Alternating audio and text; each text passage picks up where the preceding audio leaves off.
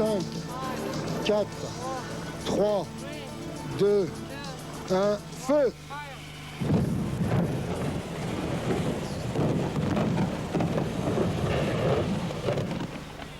« 18 février 1986, La Courneuve, cité des 4000 logements. En direct au journal télévisé, destruction par implosion de la barre Debussy, un immeuble de 70 000 tonnes et de 360 appartements HLM. Pour l'opinion publique, la cité des 4000 est devenue le symbole du mal des grands ensembles. Un habitat dégradé, résultat de malfaçons d'origine de l'urbanisme hâtif des années 60, plus tous les maux issus de la crise économique des années 70, plus une politique de ségrégation en matière de logement, tout cela converge pour faire vivre les habitants de cette cité populaire de La Courneuve dans une sorte d'état de catastrophe permanente.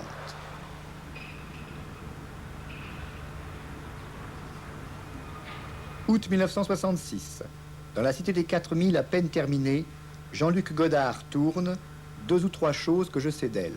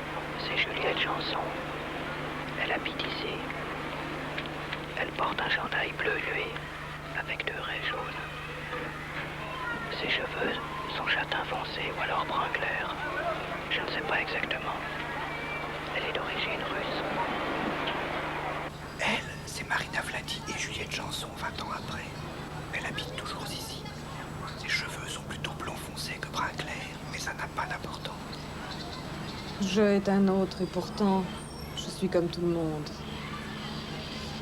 Une des cités les plus citées, dans les médias, dans les merdiers. On m'appelle toujours les 4000. C'est vrai, depuis 15 ans, ils sont sans cesse à m'enfoncer, à me traiter de tous les noms. Droguée, délinquante, poubelle. Maintenant, pour me défendre, à chaque fois qu'on vient me voir, je commence d'abord par dire « on est comme les autres ». Et pourtant, je suis une personne singulière, pareille et pas pareille. Comme tous les autres, justement. Comme toi, mon semblable, mon frère.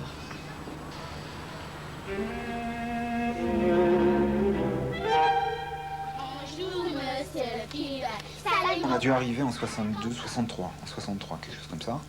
Il y avait donc le bâtiment du chemin de Saint-Denis, il y avait le bâtiment du Mail qui était construit. Je crois qu'il y avait le bâtiment aussi de Renoir, celui qui est juste derrière le centre culturel. Ouais. Le Mail, c'était une immense butte de terre qu'ils n'avaient pas encore... il y avait les bâtiments et d'immenses buttes de terre qui étaient sûrement la terre extraite des fondations. Et alors pour nous, pendant un an, je sais pas combien de temps ça a duré, ça a été un endroit de jeu extraordinaire. Ça, je vous dis pas, mais c'était fantastique quoi, d'avoir ces buts. On faisait des tas de trucs là-dedans. On se marrait bien, quoi. C'était génial. Il y avait l'usine de béton derrière, là où maintenant il y a une espèce de grande aire de jeu. Enfin, ça a longtemps été un terrain vague. Ils construisaient les plaques de béton. C'était assez impressionnant, quoi, qui ont servi à construire toute la cité. Il y avait des canalisations, d'énormes tuyaux de canalisation dans lesquels on se marrait bien aussi, qui n'étaient pas encore posés. Il y avait le fort de l'Est en face que je voyais de mes fenêtres. Tout l'appartement était plein ouest avec les fenêtres. Et le soir, il y avait des couchers de soleil absolument étonnants, quoi. Du 7e étage avec les hydrocarbures à gauche, les gazomètres de la porte, je sais plus comment ça s'appelle, du Landy, par là. Hein. Ouais. Il y avait la basilique de Saint-Denis qu'on voyait au loin. Il y avait puis toute la zone, toute la banlieue, c'était assez impressionnant. Et quand il y avait des couchers de soleil là-dessus, c'était magnifique, vraiment super. C'était chaotique, mais magnifique. Et alors, qu'est-ce qu'on faisait à l'époque avec les copains là, les pires conneries, on montait sur le toit. Moi, j'étais pas très dégourdi au niveau de j'avais pas un sens de l'équilibre, j'ai toujours pas un sens de l'équilibre. J'avais le vertige, alors j'y allais mollo, mais eux, ils faisaient des trucs incroyables. Ils passaient d'une fenêtre à l'autre au 15e chez eux. des trucs complètement fous. Ils grimpaient on grimpait même. Je l'ai fait aussi ça. Par l'intérieur de la cage de l'escalier au 15e, on passait du 15e au 13e comme ça. Parce que la rampe, c'était du grillage. Puis c'était en quinconce, on arrivait à descendre. On faisait toutes les conneries que peuvent faire des mômes à cette époque, à cet âge-là, quoi.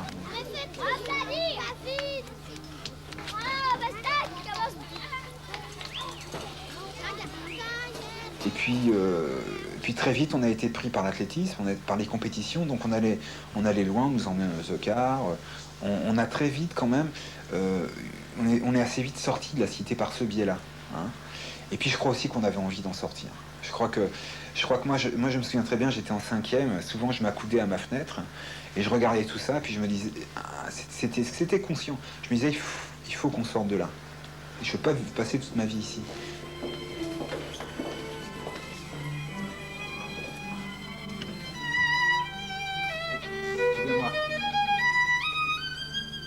C'est la musique qui a sorti Marc Perronne des 4000. Il a parcouru le sud-ouest sur les traces des musiques populaires et il est devenu le grand spécialiste français de l'accordéon diatonique. Aujourd'hui, c'est encore la musique qui le fait revenir à la Courneuve pour animer un atelier d'accordéon au centre culturel.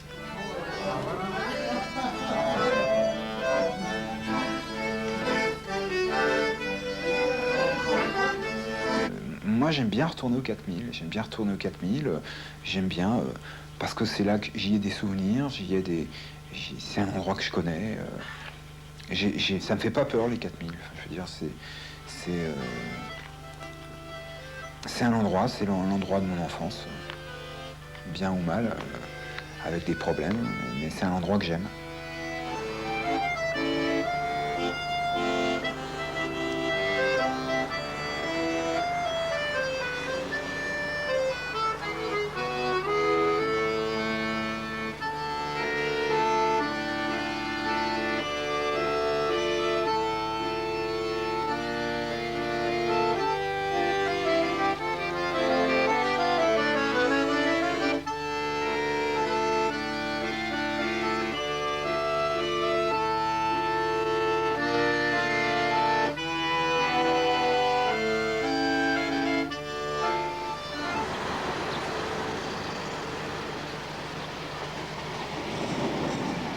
La cité a été construite au début des années 60 pour reloger les anciens habitants des quartiers populaires de Paris, chassés par la spéculation foncière, ainsi que les pieds noirs réfugiés d'Algérie. Dès leur naissance, les 4000 accueillent les victimes et les exclus, laissés pour compte des guerres coloniales et déportés de la spéculation.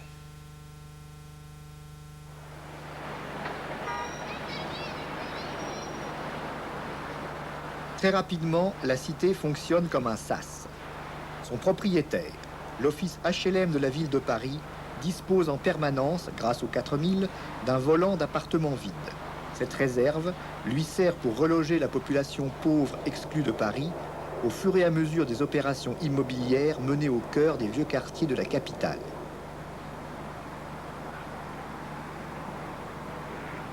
C'était le choc. C'était la grande baffe dans la gueule.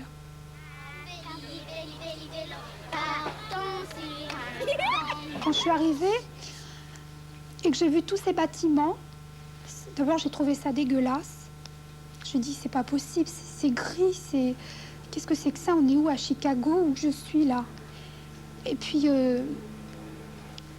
c'est seulement en ouvrant la porte ici que j'ai découvert de l'espace. L'appartement était vide. Il y avait ce grand couloir. Il y avait... Ah, j'ai dit... Alors, quand je suis rentrée là-dedans, j'ai dit, bon, tant pis. On oublie tout le reste. On oublie la crasse du dehors. On oublie les fenêtres les unes à côté des autres. On oublie... J'ai tout oublié.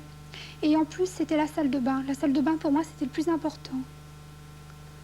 Vu que là-bas, bon, on n'avait pas le confort, alors... Et je me souviens qu'on a pris plusieurs bains dans la journée. On s'est rattrapés. C'était... Mais c'est vrai qu'au début, quand même, j'ai beaucoup souffert de cet environnement, tout au début. Je me disais... je me disais, l'appartement est grand, c'est vrai, on a 4 pièces, il y a le confort. Mais en même temps, quand je regardais par ma fenêtre, il y avait une angoisse quand même. Il y avait l'angoisse. Je crois que dans ce genre de bâtiment, on se sent seul et abandonné. Je me suis dit, mais qu'est-ce que je fous ici? Qu'est-ce que je fous là? C'est pas possible, je peux pas rester comme ça dans mon appartement sans voir les gens, sans parler, sans... Il faut que j'aille vers les autres. J'ai une amie, l'institutrice de mon fils, de l'école maternelle. On a eu un rapport très formidable avec cette institutrice. Elle m'a fait découvrir Châtelet-Les Halles. Elle m'a emmenée dans les expositions. Châtelet-Les Halles via le RER, capitale de toutes les banlieues. Pour moi, j'étais une illettrée pour elle, par rapport à elle. Hein. Et je ne comprenais pas comment elle pouvait s'intéresser à une femme comme moi. Je veux dire, une femme qui n'a pas été à l'école, qui était assez ignorante de pas mal de choses, je veux dire. Et j'ai trouvé que c'était formidable. Ça m'a donné vraiment envie de... Comment dire? Ça m'a donné foi en moi-même, je veux dire. J'étais plus cette femme qui s'occupait de la vaisselle, des mômes, de nettoyer les toilettes et tout. J'étais plus cette femme intérieure, mais je pouvais être autre chose. Alors j'ai pris du papier blanc, j'ai commencé à écrire.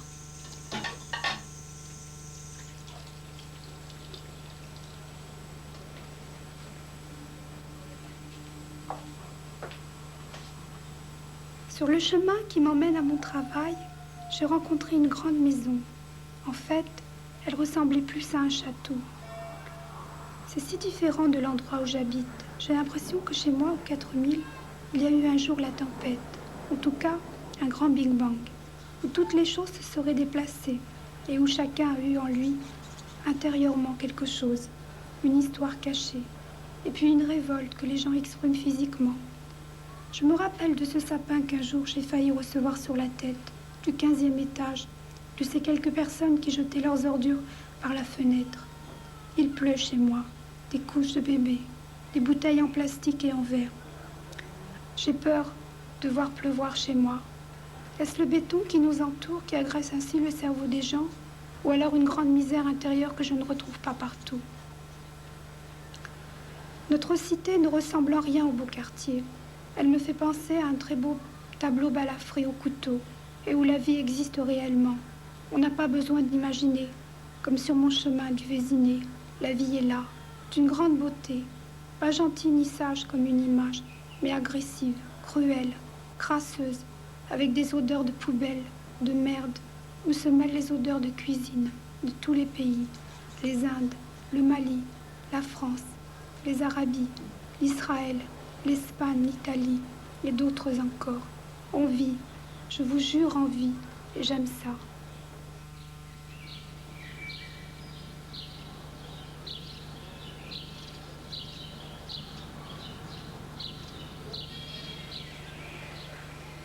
Comment voulez-vous que je ne sois pas usée? Si l'on compare une maison d'un étage, dans un bourg ordinaire de la province française, habité par une famille de 6 personnes, avec une seule de mes cages d'escalier, rue Renoir par exemple, il y a 15 étages, 4 appartements par étage, 6 personnes en moyenne par appartement, 360 personnes par cage d'escalier. Si chaque habitant sort et rentre 2 fois par jour, ça fait 1440 passages quotidiens. 2880 pieds chaque jour. 1 051 200 par an. 10 512 000 en 10 ans. Et 5 256 000 doigts sur les boutons d'ascenseur. En 10 ans, il y a autant d'entrées et de sorties à Renoir qu'en 600 ans dans l'autre demeure. Le temps passe 60 fois plus dans mes halls que sur le seuil de la maison du bourg. Ainsi, je mesure très exactement de quel poids pèsent sur mon béton et sur mes membres les 25 ans de ma vie de cité, foulée par ce galop sans fin de pas pressés. Et pourtant, malgré mes 1500 ans, ne suis-je pas encore belle?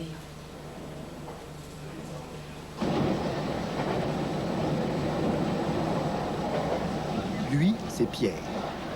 Venu d'un quartier populaire de Paris, il a vécu 16 ans dans la cité, puis l'a quitté. Militant politique actif au PCF à la fin des années 60 et dans les années 70, il a été le benjamin du conseil municipal. Depuis, il a pris ses distances, aussi bien vis-à-vis du PCF que vis-à-vis des 4000. Peu à peu, s'est créé une sorte de ghetto, et je dirais que le ghetto, dans le ghetto, il y a des rapports d'une chaleur intense, parce qu'on est les uns sur les autres, on partage nos misères, il n'y a pas de différence de classe, donc les gens sont directement de plein pied, on sait que le problème, il est partagé par le voisin, on n'est pas en train de se dire, mon Dieu, nous on a un problème, mais le voisin de côté, c'est affreux, il n'a pas. Donc nous avons développé tout un...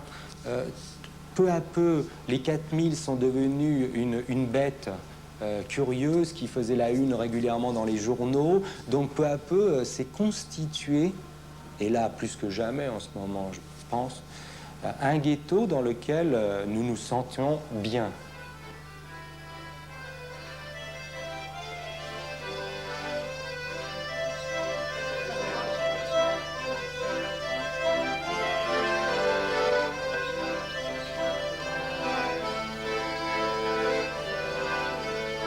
On organisait des soirées de poésie, de chant. On a énormément chanté à l'époque. C'était une façon de s'exprimer, de lutter. À partir du moment où on a commencé à chercher, l'intérêt commence à grandir. On a de plus en plus envie de découvrir, de voir, d'entendre. J'ai lu tout Balzac, c'est formidable. La philosophie du pauvre n'est pas une pauvre philosophie. 15h, TF1 Sport Dimanche, Roland Garros, finale messieurs, commentaire Hervé Dutu et Jean-Paul Lotte. 16h, tiercé à Chantilly, commentaire André Théron. Une banlieue rouge peut être sociologiquement décrite comme l'articulation d'une conscience de classe ouvrière, généralement offensive, et d'une communauté populaire plus traditionnelle et plus défensive.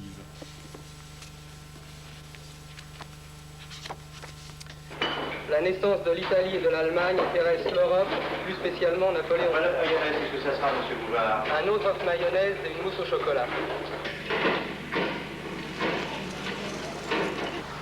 C'était l'époque des banlieues rouges.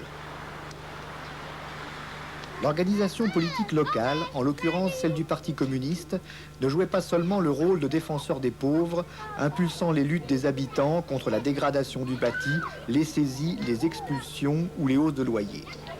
Elle était aussi une sorte de ciment social, facteur de solidarité et de convivialité, contribuant à l'intégration des nouveaux venus dans la communauté populaire.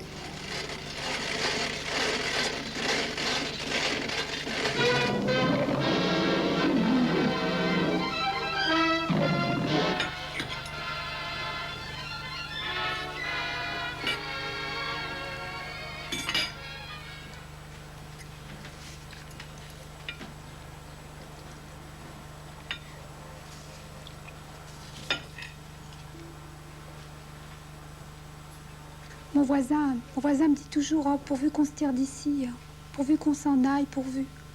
Alors je lui dis, bon, il n'y a pas de raison, pourquoi on a notre vie ici, on a notre appartement, on a nos enfants qui vont à l'école, je veux dire, on a une vie.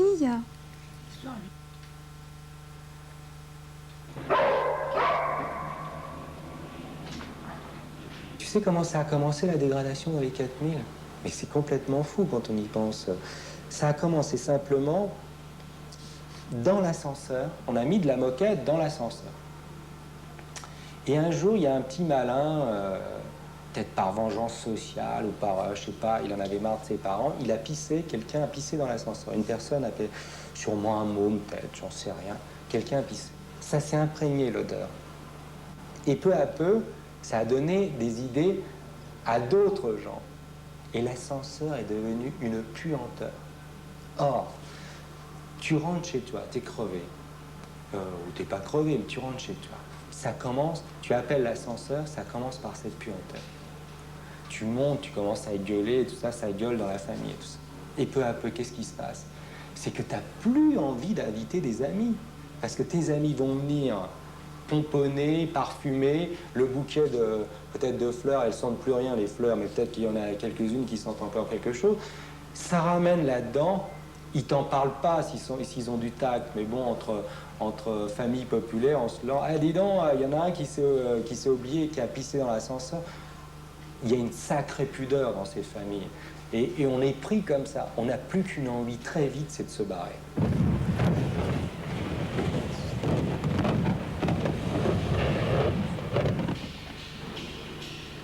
La dégradation entraîne la dégradation et les départs, les départs. La détérioration du bâti rend la cité invivable et déclenche le départ de ceux qui ont les moyens d'aller ailleurs, ceux-là même qui, par les liens qu'ils avaient tissés, maintenaient l'urbanité de la cité. Les partants sont remplacés par des locataires plus pauvres et souvent par une population immigrée de fraîche date, donc moins intégrée socialement. Les animateurs de la vie associative s'en vont également, sans que ne se forme une relève militante issue des couches les plus pauvres. Au contraire, les départs accusent le sentiment d'abandon dans la tête de ceux qui restent.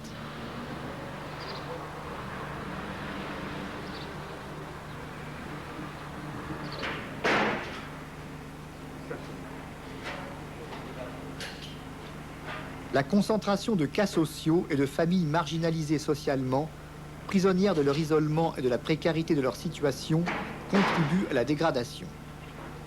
La détérioration s'accélère en même temps que les moyens financiers de l'office HLM déclinent.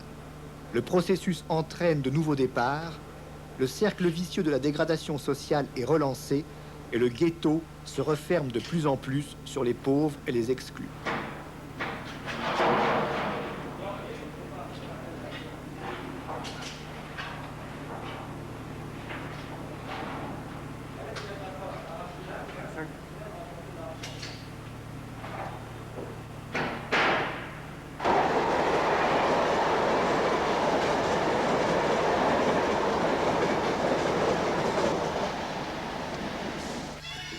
Monsieur Pardena, caméra numéro 1, OK. Numéro 2, OK. Numéro 3, OK. Et puis c'est surtout ce phénomène qui, à mon avis, est un phénomène qui ne fera que jamais, à mon avis, les grands ensembles sont viables. C'est que la ville, on y circule, on la traverse, on va d'un point à un autre de la ville. On veut se rendre à un endroit, on peut se tromper. Et on peut se trouver dans un quartier qu'on n'a pas souhaité aller. Mais dans un grand ensemble, on ne peut pas se tromper. On y va si on est obligé. On ne peut pas se tromper, on y va si on est obligé. Si on n'est pas obligé d'y aller, on n'y va pas, on le contourne. C'est bien que les grands ensembles ne seront jamais des villes. Ce sont toujours des quartiers à part. Lui, c'est Maurice Bernard. Il fait partie de ceux qui, depuis des années, se sont accrochés à la cité pour tenter de freiner non seulement la dégradation du cadre bâti, mais aussi celle des rapports sociaux. Ancien chaudronnier, OS, conseiller municipal, ancien président de l'amicale des locataires, membre actif du PCF, ça fait 25 ans qu'il habite le grand ensemble. C'est un lutteur infatigable. Et si c'est la crise économique qui est la difficulté la plus grande pour les gens, pas de salaire, pas de logement, pas de travail pour les jeunes qui sont là des années sans travailler, pas de salaire pour les personnes qui atteignent 40, 50 ans, qui traînent, qui n'ont plus de travail. Si c'est ça l'essentiel, le grand ensemble lui-même aggrave la crise économique. C'est mon avis, hein. C'est lui-même un urbanisme de crise. C'est lui-même un urbanisme de crise. Et il aggrave les conséquences de la crise. Parce que les gens prisonniers dans cet ensemble, sans échange avec la ville, créent une espèce de contre-société qui aggrave les malaises.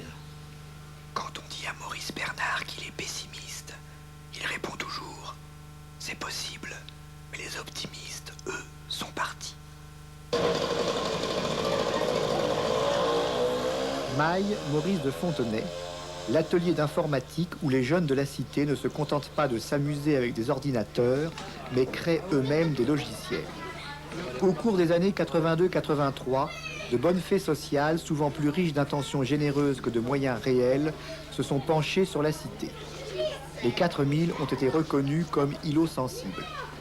Commissions ministérielles et paraministérielles Animateurs socioculturels, travailleurs sociaux en tout genre se sont installés dans la cité. Il y est sur la disquette, mais il n'y a plus rien dedans. C'est vrai. Ouais, vas-y, fais-le.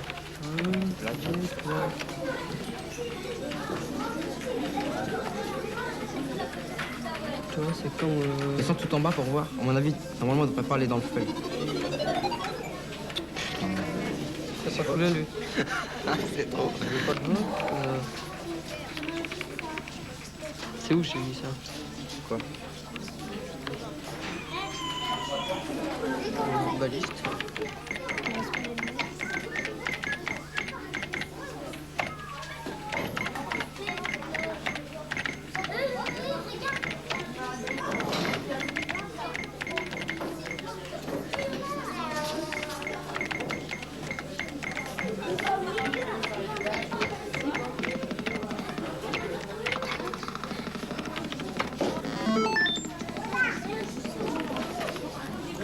Alors j'ai demandé à Jeannette de venir faire une introduction à la réunion.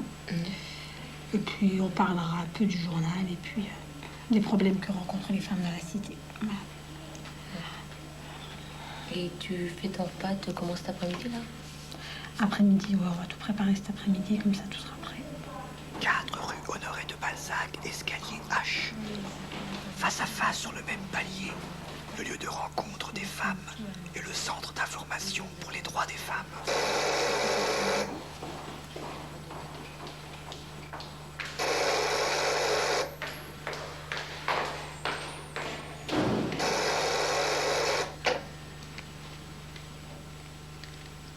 CIDF, bonjour. Allô? Bonjour madame. Allô?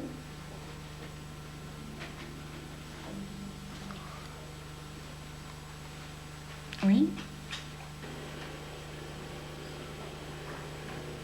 Je vous écoute.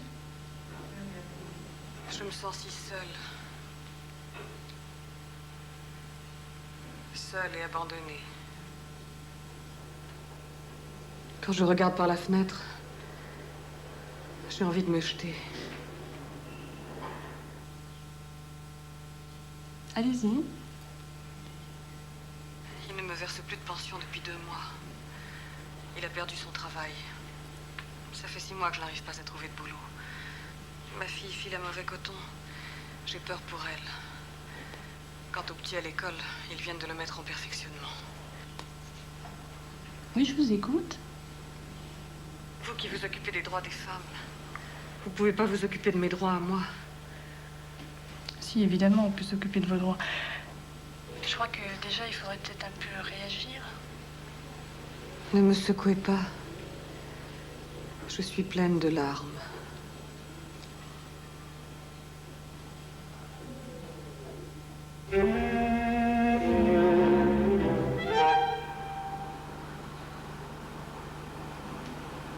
Quand j'ai vu le résultat, l'argent, ce que j'ai comme retraite, ah mon Dieu, c'est désarmant. J'ai dit vraiment, qu'est-ce que je vais faire avec ça? Alors, c'est une sorte d'angoisse, c'est une tristesse, quelque chose que ça qui a passé dans ma tête. C'est comme si c'est une folie. On aurait dit, je n'ose pas dire, c'était un suicide ou n'importe quoi. Ma tête s'éclate. Et puis, au lieu de ça, j'ai mis les mains comme ça sur la mâchoire et je réfléchis. Et je me mis à fredonner une petite chanson, une vieille petite chanson que ma mère me chantait. C'était, on dirait, la chanson disait qu'on veut, en créole, on disait on veut pas, mais prendre son fusil et monter. Monter quand même, c'était la guerre. Alors qu'on veut pas, mais on met son fusil sur le dos et on monte quand même. Alors elle dit ça, elle chantait ça, alors je me suis mis à cette...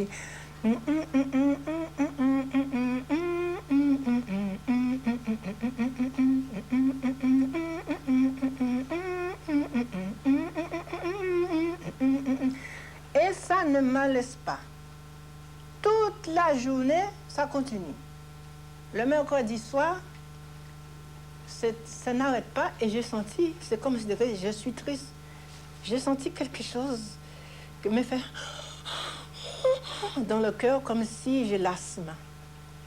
Et le lendemain, jeudi, ça continue, je ne peux pas, mais je suis fatiguée avec cette air de chanson qui n'en finit pas dans ma tête.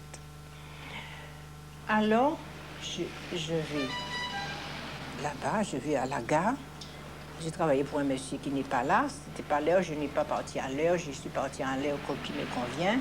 Mais je nettoie sa maison avant quand il arrive des vacances pour qu'il trouve. Et puis moi, je pars à la Guadeloupe. Et je chante ça toujours. Et quand j'arrive vers la gare, il y en a un pavillon là, avant la gare. Je fais c'est curieux, c'est un coq qui chante. Instinctivement, je suis restée debout. Je ne sais pas pourquoi. Et le coq a chanté tan tan tan tan tan tan tan tan tan tan tan tan. Et mais je continue et puis je suis partie et je continue à dire et pendant dans le train, c'est d'autres heures de chansons qui viennent. Alors, bon, le lundi, j'ai froid, j'ai chaud. Je ne sais pas comment je suis. Je me sens pas les pieds sur terre. Et je me suis mis à pleurer sans savoir pourquoi. Et je crie. Et je me trouvais à genoux, les mains en l'air, comme ça, comme si je demande la protection. Et après, la crise est passée, je n'ai plus les nerfs et je me suis couchée. Je travaillais tous les jours, chez les patrons, chez tout le monde, et le dimanche et le samedi. Alors oui, je travaille parce qu'il faut de l'argent, l'argent. Et là, ça, je crois que je vais laisser ma peau, j'ai plus de la force. Hein. Alors, ben, j'ai dit, eh ben, je vais composer une chanson. Alors, j'ai composé le rêve. Le rêve dit, je le chante. J'ai rêvé, j'ai garé mon chemin toute la nuit, j'ai tourné en rond, j'ai rencontré des gens inconnus à qui je me suis adressé pour demander où je suis. Ici, vous êtes en prison, assise dans mon lit, j'ai réfléchi, qu'est-ce que cela peut bien dire?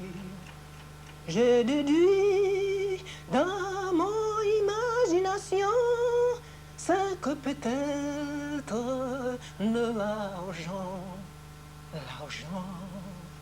oui, c'est ça, la prison. L'argent,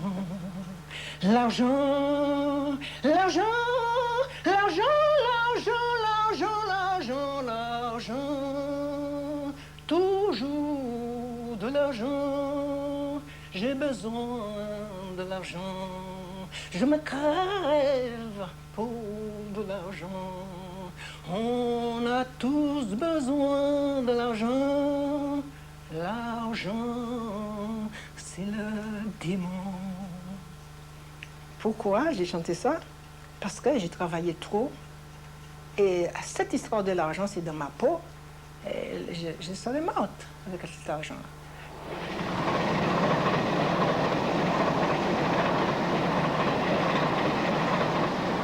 Ici, c'est le Petit Debussy. Cet immeuble devait être abattu peu de temps après la grande barre de Bussy. Ses habitants s'y sont opposés et ont obtenu qu'il soit réhabilité et non détruit. Ah, vous venez chez moi, vous voyez les voisins d'en dessous, hein? Et je crois que c'est le papier peint qui tient les murs, hein, pour l'instant. Parce que si chacun enlevait son papier peint, bah, le bâtiment, il tomberait. Hein. Mais non. Il est pire que nous de l'autre côté. Oui. C'est rien, nous. Moi, je m'en fous. Non, mais c'est rien quand vous n'avez pas d'ascenseur depuis pratiquement presque l'année, il n'a pas marché. Vous avez fait le déménagement, vous avez descendu un étage et redescendu encore un étage. C'est bien quand vous déménagez comme ça qu'il n'y a pas d'ascenseur, il faut prendre l'auto dessus. Non, mais c'est chapeau, là, c'est bien. Hein. Il y a plus qui tient. Si, j'ai perdu du ventre. Elle, c'est Chimène. Elle vient du Chili. Le maire avait dit que les 4000 avaient besoin de la plus grande tendresse. La tendresse, c'est elle. Elle fait partie de l'équipe opérationnelle en tant qu'architecte. Et à ce titre, elle s'occupe de la concertation avec les habitants pour les opérations de réhabilitation. Si on fait la réhabilitation, donc ça tombera bien. Et là, l'office nous a laissé jusqu'à septembre, j'ai dit nous, hein, aux habitants de Debussy compris, jusqu'au mois de septembre pour arriver à sortir un document qui sera une programmation avec une option 1, option 2, option 3. Alors, option A, c'est simplement réparer la carcasse, combien ça va coûter. Option 2, avec amélioration, qui veut un appartement plus grand, plus petit, etc. Et option 3, l'idéal,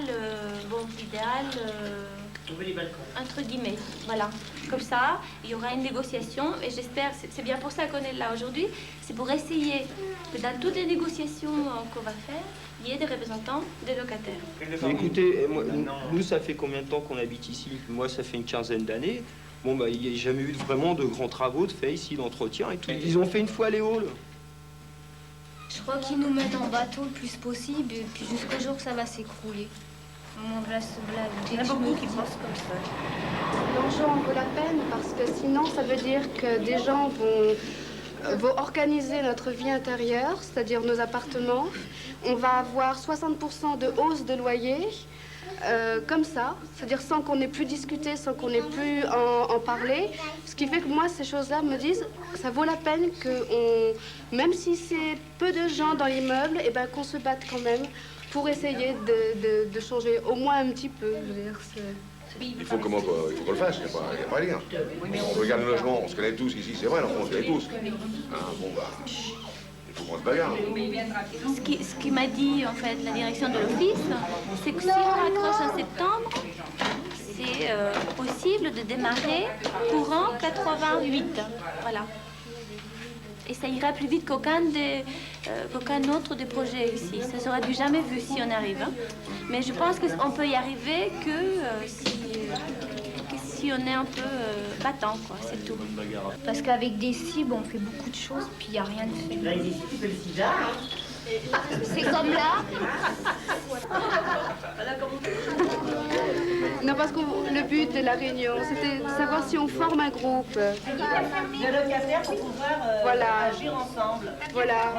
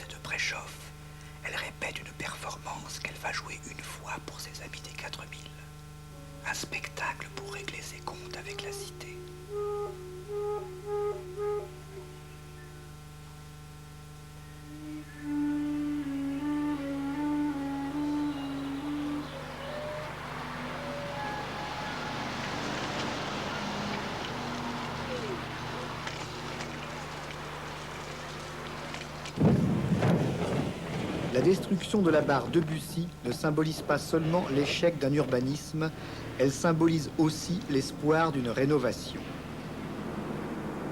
Cet espoir a pris corps en été 1983, lorsque l'office HLM de la ville de Paris a cédé la gestion de la cité à l'office HLM de la ville de la Courneuve, et lorsque des assurances ont été données aux habitants suite à l'assassinat du petit Toufik. Le président de la République lui-même répondait au président de l'amicale des locataires. L'habitat dégradé, où les enfants cumulent tous les handicaps face à la vie, doit disparaître. J'y veillerai personnellement. La rénovation a commencé avec la réhabilitation de la place François Villon. Une des réhabilitations les plus importantes de France, 175 000 francs par appartement. À l'arrivée là, à la cuisine, vous voyez, là. Et puis tout ça, ça a été rajouté. Avant, on ne pouvait pas manger parce que c'était trop petit, c'était trop serré. Maintenant, on mange assis dans la cuisine. Et on a de la place. Et quand ils ont refait l'ensemble de François Villon, ils ont fait les appartements à neuf. Alors, on a une fenêtre et une porte-fenêtre. Elle va sur le balcon et du balcon, je peux vous permettre de rentrer dans ma chambre, dans ma salle à manger. Vous voyez, on rentre là. Et nous voilà dans la salle à manger. Et quand les enfants y rentrent, ils peuvent s'amuser. Or qu'ici, ça a été rallongé, pareil ici dans la salle à manger, du buffet. Vous voyez, tout cet espace-là, c'est en plus. Avant, on l'appelait la cité Couscous. Maintenant, on l'appelle Couscous Royal. Nos murs sales de la cité prennent les couleurs de la vie, du rouge, du bleu, du blanc et d'autres couleurs qui pénètrent l'âme. Les odeurs de poubelle ne remontent plus nos appartements. Les architectes ont enfermé les odeurs par du béton. Et du premier étage où j'habite, je respire enfin l'espoir qu'un jour la cité des 4000 sera sans trop d'histoires, ou plutôt si, des histoires d'amour, de tendresse et de vie. Là, c'est la barre Maurice Ravel. Ne pas confondre avec le petit Debussy. Eh bien, la rénovation en elle-même, sans qu'il y ait la possibilité de choix pour les gens, d'autres choix pour les gens, sans rénovation de l'ensemble, ferait que la population resterait quand même prisonnière du quartier et ne s'en sortirait pas. Je ne sais pas si on ne peut voir. Alors il faut pourtant faire. Il faudrait pourtant faire. Parce que c'est bien, il faut bien commencer. Mais s'il n'y a pas une vision globale de nouvelle forme d'urbanisme, réintégrant l'emploi dans la ville et non pas à l'extérieur, les commerces dans la ville et non pas à l'extérieur, la récupération des villes comme Paris, le fait que la ville devienne, le droit à la ville pour tous soit respecté, je crois que la simple rénovation d'un îlot particulier ne peut pas aller bien loin. C'est bon.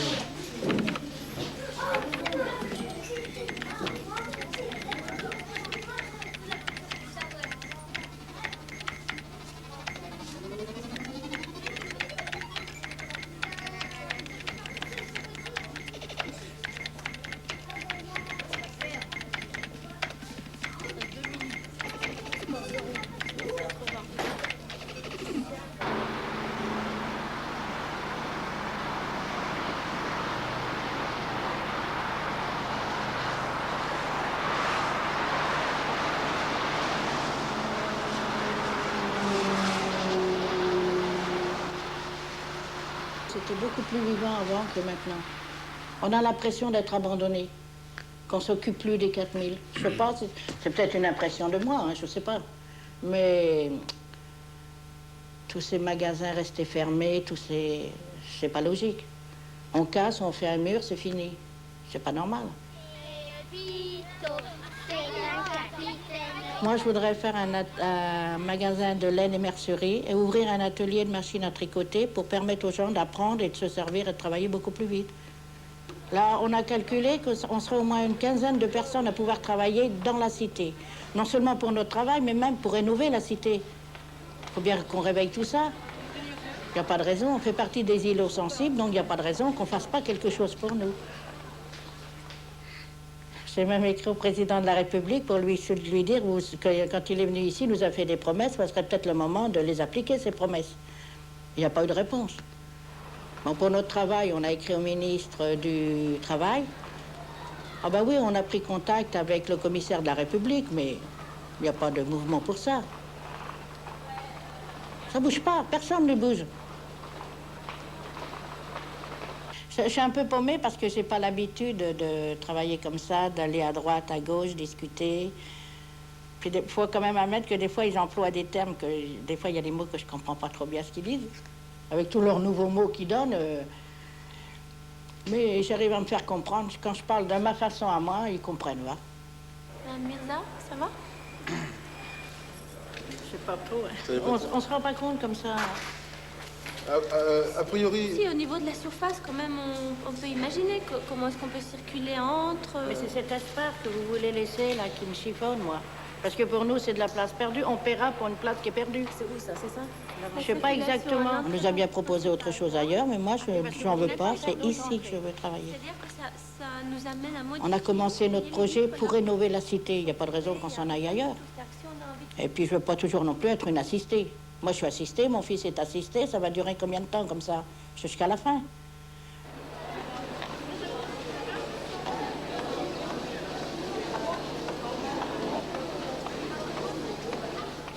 Des fois, je dis, oh, j'en ai marre, je voudrais m'en aller. Puis, quand je m'en vais chez mon fils, par exemple, je suis bien content de revenir.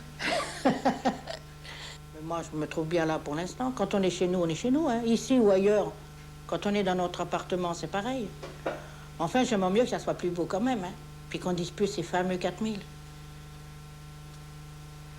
On va se battre. Je sais pas encore comment, mais on va se battre. Maya la belle. Lily. Lily la belle. Attention. Au bout de toi, une abeille te piquera.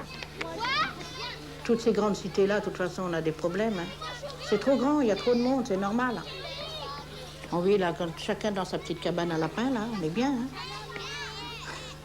C'est-à-dire qu'on est beaucoup d'étrangers aussi, on a peut-être du mal. C'est vraiment international ici. Hein. Il y a le problème de langue aussi, on ne peut pas parler comme on veut. Et...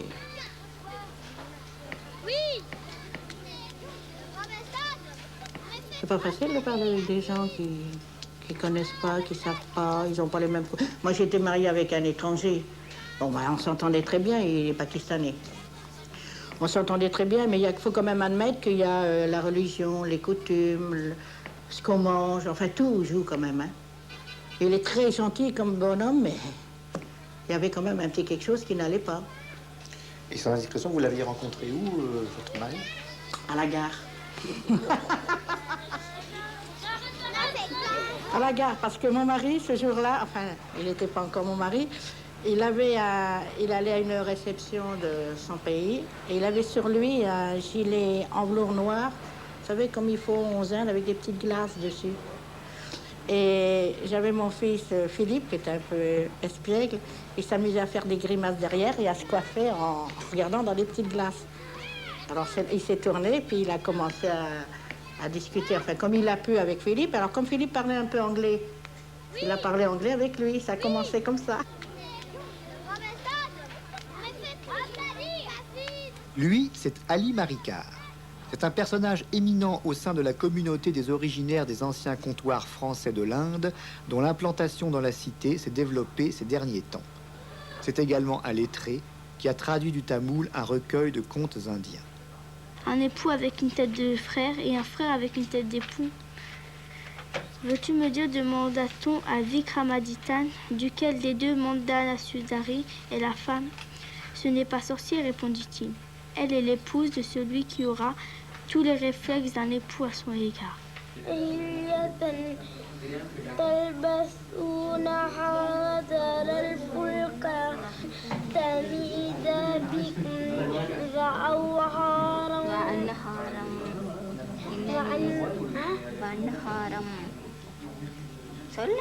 وأنهارا وسبولا لعلكم تهتدون Là, au 10e étage d'Honoré de Balzac, chez la famille Caligul Zaman, se tient l'école coranique animée par Ali Marikar. فعلا ربك أصحاب الفيل.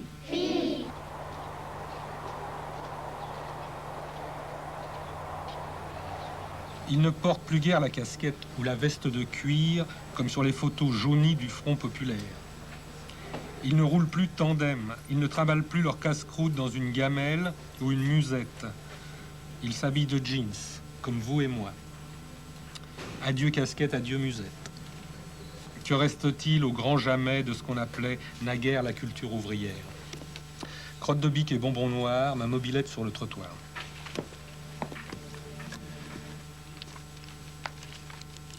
« 14h55, Kung Fu. 9 vies pour une. Kane enseigne à un chercheur d'or que la vraie richesse est dans le cœur de l'homme. Aujourd'hui, la galère est une action de classe dangereuse parce qu'elle surgit sur les ruines de la culture populaire des sociétés industrielles et n'est pas une forme de turbulence tolérée ou de culture de la pauvreté. Et alors, monsieur Pécuchet, la culture populaire, ça avance? La galère apparaît lorsque les banlieues rouges s'effilochent, quand les modes de régulation sociale se défont et que l'exclusion économique est accrue par le chômage.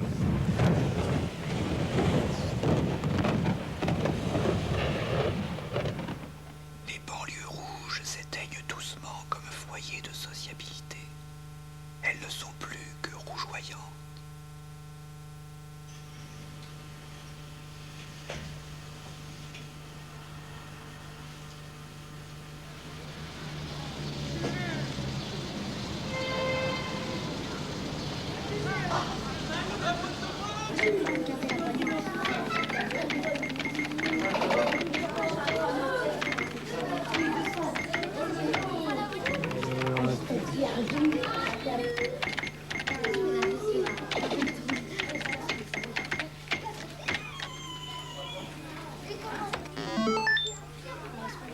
C'est là.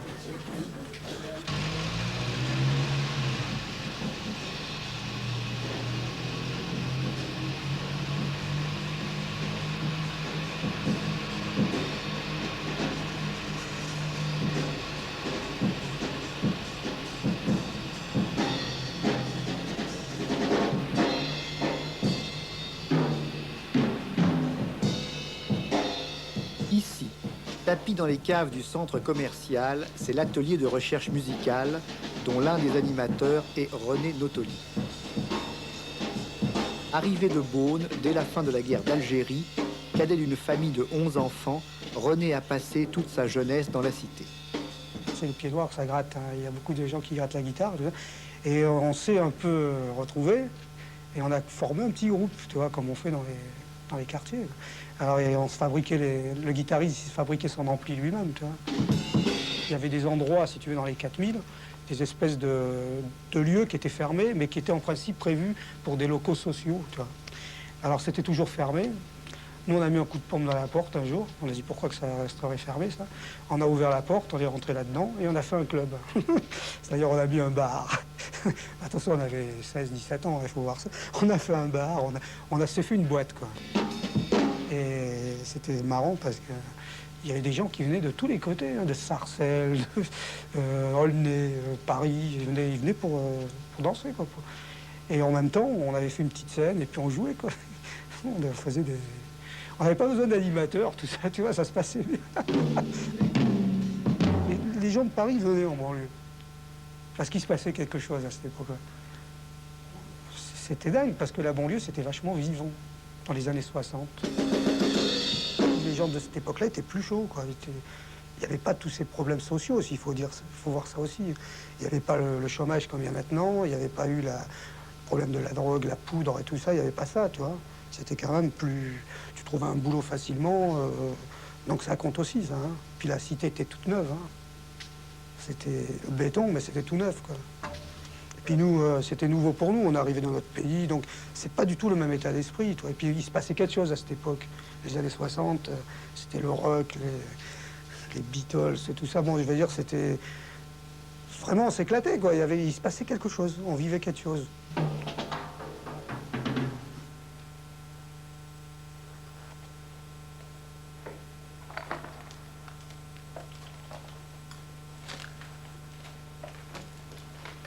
Dans ces lieux erre le fantôme du Euroteatro.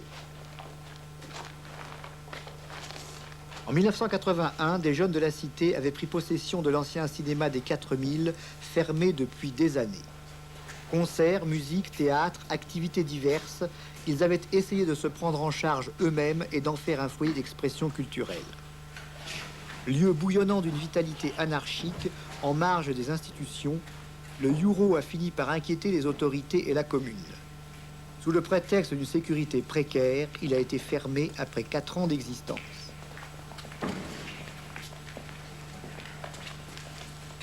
René Notoli a fait partie de cette aventure et pour lui, l'atelier de recherche musicale, c'est la continuation aujourd'hui de la même volonté d'expression. Quand j'ai quitté Euro, j'ai pris un gros coup sur ma tête, mais d'un autre côté, ils m'ont pas fait baisser les bras, quoi. Mais je me suis aperçu que je crois que j'ai évolué aussi en prenant la claque. J'ai évolué, tu vois. Mais je veux dire, je suis devenu un peu plus. Je veux pas devenir aigri, tu vois, surtout pas. Alors je me bats pour pas devenir aigri, mais quotidiennement dans ce que je vis depuis un moment ici, quoi, dans ces banlieues et tout ça, si tu fais pas gaffe, tu deviens vraiment désespéré et aigri. Tu deviens très vite, tu crois plus en rien, quoi. Et moi, ce qui fait que je crois, c'est parce que je fais cet outil-là. C'est mon moyen d'expression, c'est la musique. Et à travers ça, c'est mon espoir parce que j'ai brassé plein de gens à travers ça. Et je sais que ça passe entre les gens. C'est un langage vrai. C'est-à-dire c'est un langage où tu n'as pas besoin de tricher. Tu triches pas avec ça. Si tu triches, on le voit tout de suite.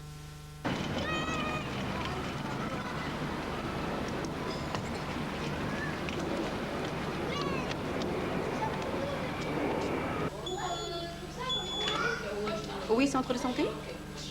Oui. Docteur, j'ai lu quelque chose dans le journal à propos du cancer. Ils disent que le moindre petit défaut dans le langage génétique d'une cellule mère se reproduit dans les cellules filles. J'ai peur d'avoir le cancer, docteur. L'entassement humain dans vos cellules, qu'on appelle logement, peut en effet engendrer des petits défauts de comportement, de langage, de convivialité. La première boîte à lettres cassée prolifère en casse généralisée. Les graffitis répondent aux graffitis. La première piste dans l'ascenseur dégénère en relâchement quotidien. Et l'odeur ne me quitte jamais. Je le sens dans mon corps, docteur. Ça prolifère. Et pourtant, en même temps, ça bouge, ça se débat là-dedans. Je sens que mes 4000 cellules sont un lieu où l'humanité résiste à sa mort lente. Combien de temps va-t-elle tenir? Je vois bien certaines de mes cellules qui se défendent. Mais pour guérir, il faudrait qu'elles se défendent toutes. La résistance au pourrissement, c'est d'abord une résistance individuelle.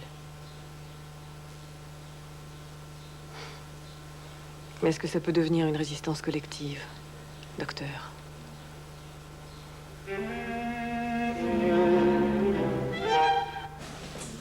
Tiens, il y a du monde. Ah, c'est toujours les mêmes. C'est toujours les mêmes. Bon, on peut pas parler de gens. Non. Ah bon? Eux, ce sont des membres de l'association 4000 volts, issus du comité Justice pour Abdel, un jeune de la cité abattu par un policier éméché dans un café de Pantin. Ils ont suscité une rencontre avec la direction de l'office HLM. On aimerait bien tous, locataires, savoir où on va et quel moyen il y en a, quel moyen il y a pour pouvoir s'en sortir ou pas, ou quelles possibilités on peut avoir, je sais pas. Parce que, bon, on voit les problèmes croissants, quoi, et qui n'en finissent plus.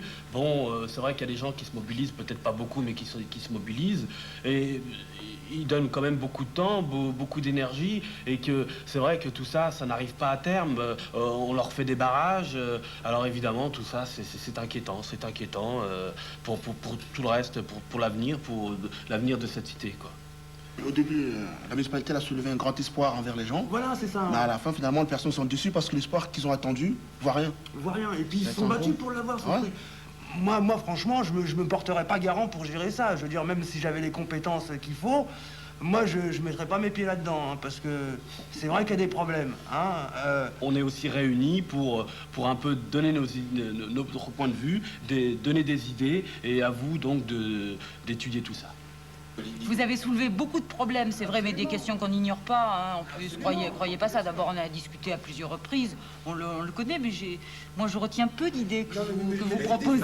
Je crois que l'idée centrale, c'est quand même la lutte des gens. Je veux dire, il l'a très bien expliqué. C'est vrai. Moi, je crois ça. C'est ça. Je veux dire, ce qu'il a expliqué, Eric, c'est que les gens se sont battus avant, et puis après, ils étaient en situation d'attentisme. Je veux dire, il fallait continuer aussi.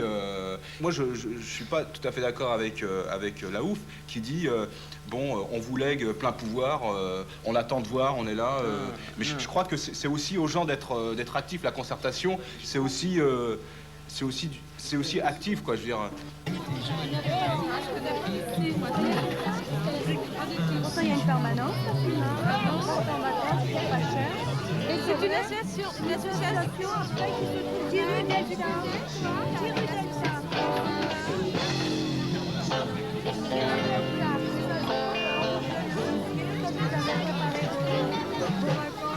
Une association non, pas du tout. C'est pour des gens qui ne peuvent pas partir en vacances. D'ailleurs, j'ai le dessin et une feuille. C'est vraiment...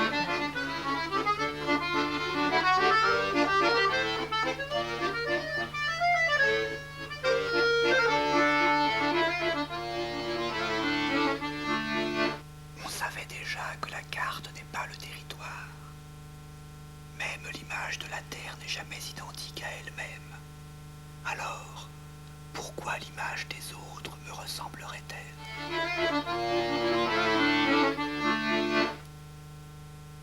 C'est seulement quand la trinité composée de l'architecte, du maçon et de l'habitant est une même personne ou une même entité que la maison construite est une architecture vivante. S'ils se séparent, leur architecture devient crime.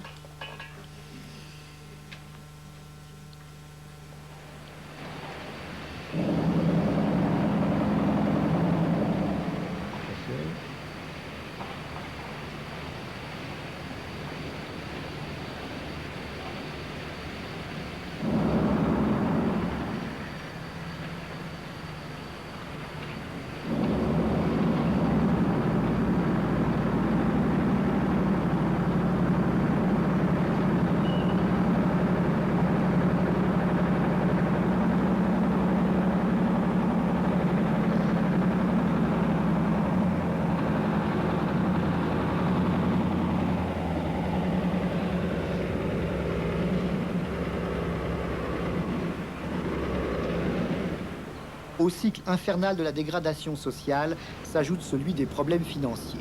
La rénovation entraîne une hausse considérable des loyers, 60 à 70%, même si l'office HLM essaie de les limiter. En fait, pour équilibrer ses charges, l'office devrait augmenter encore plus fortement les quittances. Mais il sait que ce n'est pas supportable par la population du grand ensemble telle qu'elle est. Donc, ces difficultés financières s'aggravent, manque à gagner de la hausse insuffisante des loyers, croissance des impayés malgré tout, intérêts exorbitants des emprunts, impôts et taxes. Du fait de son déficit, il ne peut plus faire face ni aux dépenses d'entretien normales, ni à la lourdeur de la réhabilitation. Alors, il y a, à mon avis, plusieurs scénarios. On donne les moyens peut-être à l'office d'acheter quelques crédits pour qu'il puisse faire quelques travaux, mais comme les gens ne pourront pas payer la hausse des loyers, ils seront déstabilisés avec la fin de l'APL. Les loyers vont augmenter et la CHM sera en faillite. On les laisse supporter entièrement la responsabilité de cette faillite. On laisse pourrir la situation. Et sous la phase du pourrissement, on récupère, on chasse la population et on construit à leur place.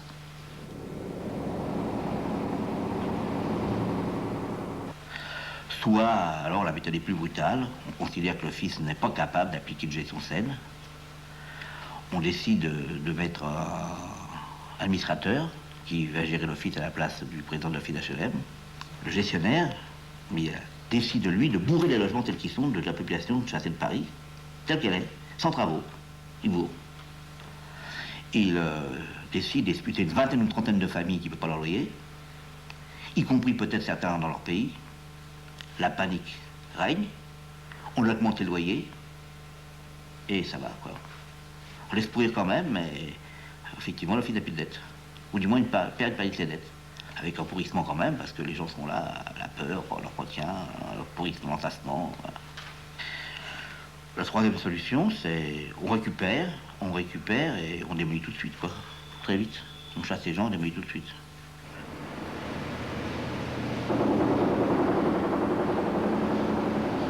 Un professeur de l'université disait, ces cités HLM des années 60, ce n'est pas une catastrophe, c'est une chance. Parce que la loi Vivien avait mis fin au bidonville sans trouver de substitut. Ben le voilà. Là, le substitut. Et quand on achetait quand enfant, du maintenant les bidonvilles. Un généticien du Sénat académique de Florence annonce qu'on va faire prochainement des expériences pour croiser par insémination deux espèces voisines, l'homme et le chimpanzé. Il dit « Nous pourrions ainsi produire des êtres sous-humains auxquels on confierait les travaux répétitifs et peu valorisants. » Et il ajoute même « Il serait éthiquement irréprochable d'utiliser ces êtres en réservoir d'organes pour la transplantation. Peut-être les fera-t-on habiter ici chez moi, à moins que mes 4000 cellules soient considérées comme encore trop belles pour ces sous-hommes. »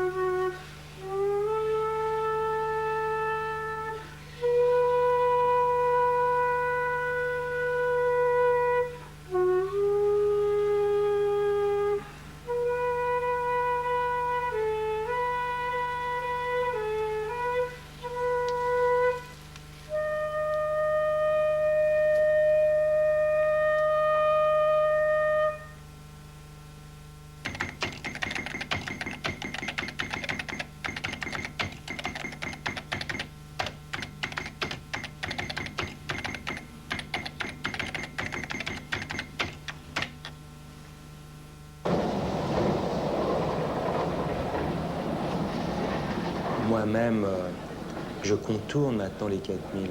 J'y passe plus à travers. Il y a un tel poids sentimental de ce truc, on se fait facilement bouffer par le ghetto.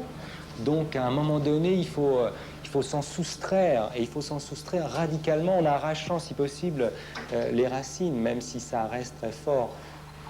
Mais c'est très ambivalent. C'est un amour assez passionnel. Et on en a envie, on n'en a pas envie, c'est affreux, quoi. C'est une passion qui peut et qui en a mordu beaucoup. Certains qui restent là-bas dans leur mission de moine soldat, mais que je comprends tout à fait. Quand je traversais les 4000 pour aller de la gare à mon logement, je mettais des fois 2 heures avant d'arriver chez moi, avec tous les gens, etc., qu'on rencontrait, qui racontaient leur vie, leur malheur, C'était... Mais ça, on en a besoin, c'est comme une drogue, alors. Et on se sent important, surtout quand on a la tête hors de l'eau, on est un peu le tribun du peuple, ça fait du bien aussi, quelque part. Ça structure. Au bout d'un moment, on peut souffler aussi, parce que moi, j'ai passé 16 ans là-dedans en militant comme une bête, hein. Et puis après, avec la dégradation, peu à peu s'installe l'idée que tout ça ne sert pas à grand-chose, quoi, parce que on est sur un bateau qui prend l'eau, on est en train de pomper, et puis il y en a une autre avarie, il y a une autre brèche et tout ça. Puis...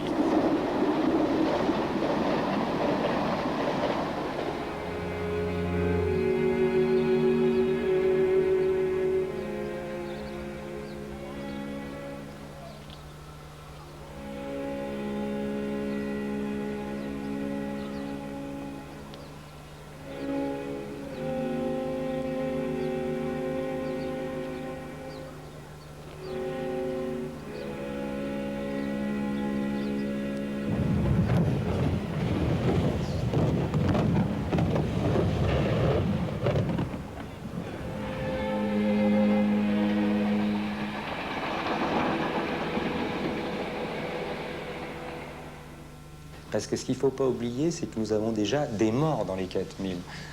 J'ai mon père qui est mort, et j'y suis retourné l'autre jour pour revoir une famille qui a perdu un môme pour overdose le 15 août de l'année dernière.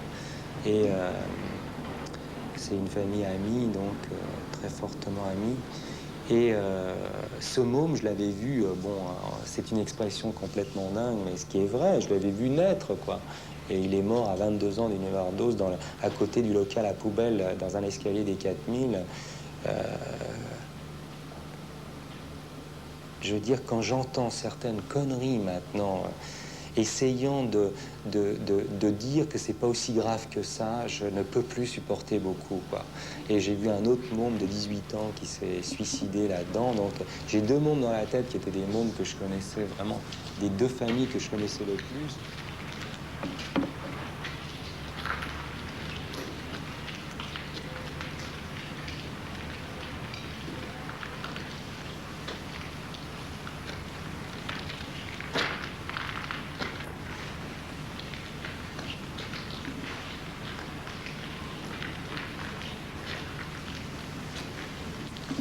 Debussy, on va te regretter quand on a son père qui est mort dans les 4000, qu'on a eu toute son adolescence là-dedans. Bien sûr qu'on regrette. C'est normal, ça. On regrette toujours l'endroit où on a été. Mais en même temps, je disais, il faut l'écrouler. Je disais la même chose, comme on a comparé ça à une bête de Bussy qu'il fallait abattre. Je pense que c'est une belle image, oui. Et on peut aimer une bête à la folie, et puis qu'il faut quand même l'abattre. Ça arrive aux chevaux, ça arrive à plein de choses, à plein d'animaux. Mets-la de l'autre côté. Ah, vas-y, dégage-la. Dégage-lui.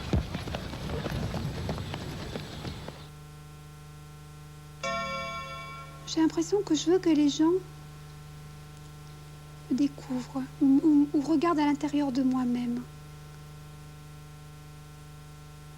Je trouve que les mots, c'est une clé. C'est pour ouvrir les portes. Et il faut que je me serve de ces mots parce que pour moi, toutes les mots sont des portes qu'on peut ouvrir.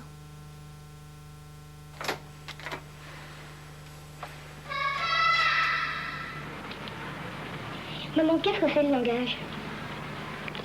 Le langage, c'est la maison dans laquelle l'homme habite.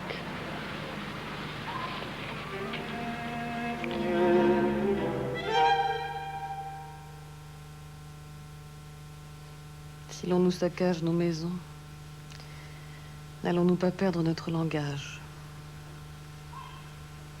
Aujourd'hui, des savants se demandent si une disharmonie profonde n'est pas en train de se créer entre le cerveau de l'homme et le monde qui l'entoure.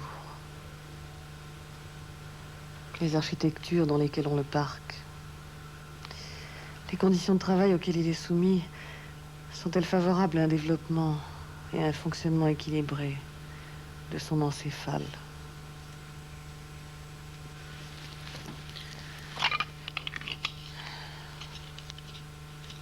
Un adulte sur 4 prend des tranquillisants.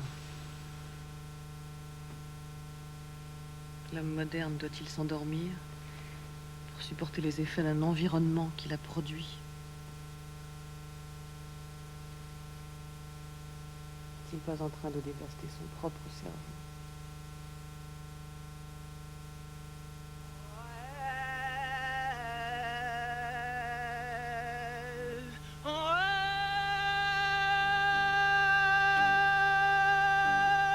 Jusqu'à mourir.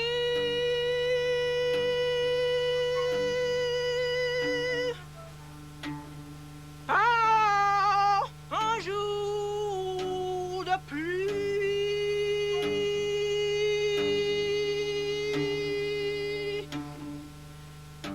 Et puis,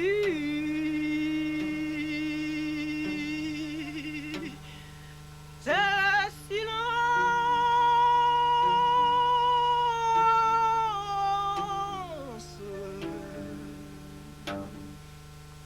Tic, tac, tic,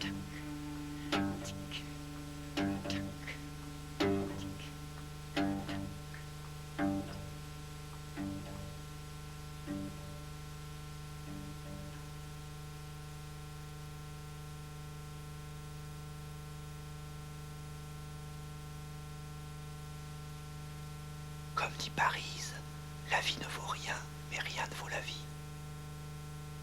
Et pourtant, même les grands ensembles ghettos font travailler le désir. Malgré tout, ils ont développé l'exigence de confort par rapport à ce que les gens connaissaient avant.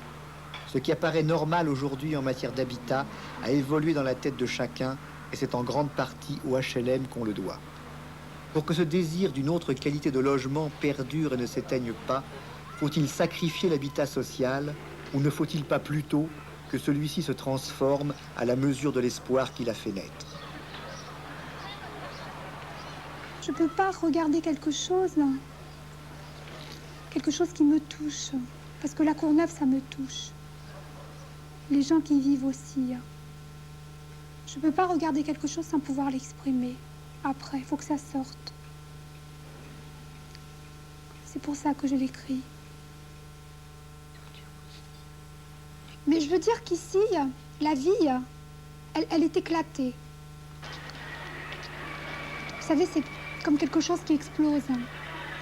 C'est comme le Big Bang. Quand la Terre, elle a commencé, c'est ça la vie. C'est quelque chose qui éclate, oui.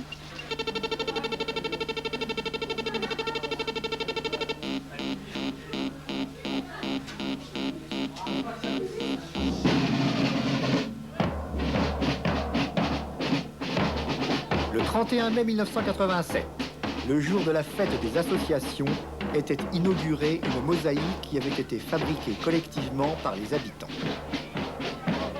Nabil, Hassan, Mustapha, Khalil, Sofiane, Jamila, Fatima, Riyad, Jean-Pierre, Monique, Hélène, Claire, Gilles, Thomas, Antoine, Dominique, Brigitte, Véronique, Nathalie, Stéphanie, Philippe, Stéphane. Réalisée à l'initiative de Daniel Alda, la fresque avait mobilisé 300 habitants de la cité qui apportèrent chacun leur petite pierre de couleur à l'œuvre collective. Quelques mois plus tôt, un an après l'implosion de la barre de Bussy, parvenait sur les télescopes du mont Silla au Chili l'image de l'explosion d'une supernova de la constellation de Magellan. Cette image avait mis 170 000 années à nous parvenir. Lorsque l'événement se produisit, l'homme sur Terre n'était pas encore de Néandertal, commençait à peine à se dresser sur ses membres postérieurs et à maîtriser le feu.